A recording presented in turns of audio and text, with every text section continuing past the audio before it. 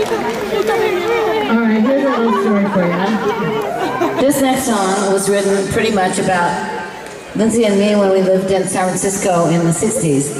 I moved up there in 1965 as a senior in high school. He was 1 year behind me, which means he was a junior. And I met him and didn't see him again for 2 years.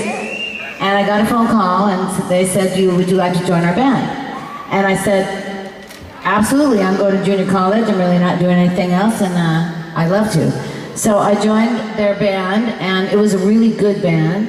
And within weeks, we were doing lots of shows. We were practicing every day and we were having a lot of fun. And it was kind of my dream come true to actually be in a band. And so anyway, we were making very good money. I was going to college. My parents were totally supporting me, which was why I was going to college. And so this extra money that I made was mine. And my mom called it my mad money. And basically that was saying I could do whatever I wanted with it instead of her taking it and putting it in a savings account. And I look back on that and laugh because I don't know why she didn't do that because that's just who she was. So, but she didn't. She let me keep it. So one day I heard that there was this amazing store in downtown San Francisco and all the very famous rock and roll women from San Francisco bought their clothes there. So I thought, okay, well, I'm saving my money. I'll drive up there and I'll find that store. And the store was called the Velvet Underground. Intriguing.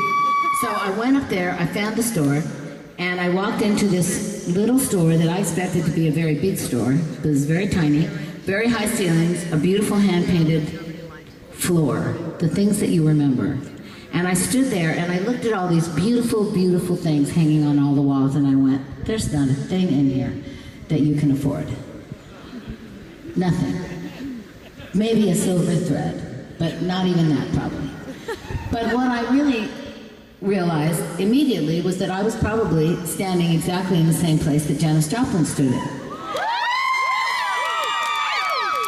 So I had a premonition at that moment, surrounded by all these absolutely beautiful, beautiful clothes, of which I was able to later get. And I said, this is gonna happen. This dream that me and the people in the band, Lindsay, it's gonna happen. Something's gonna happen. It's gonna be big. And so I walked out of that store a different person. I got in the car and drove home and I knew that, well, you know, it's gonna happen. I'm not gonna worry about it anymore. And as you can see, when you look up here at these 5 kids, that were 5 kids at that point, dreams do absolutely come true if you believe in them. So the reason I'm telling you my dream story is because I want you to be aware, and somebody must remind you of this.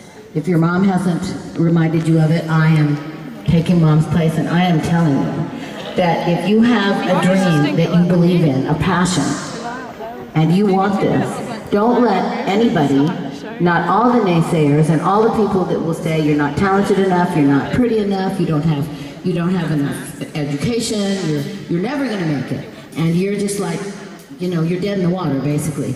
If you believe that, you are dead in the water. So don't believe it, except in the fact that you have good karma, and your karma is gonna carry you there, and reach up into the stars and pick out that star and pull it towards you, and go back to the Velvet Underground and stay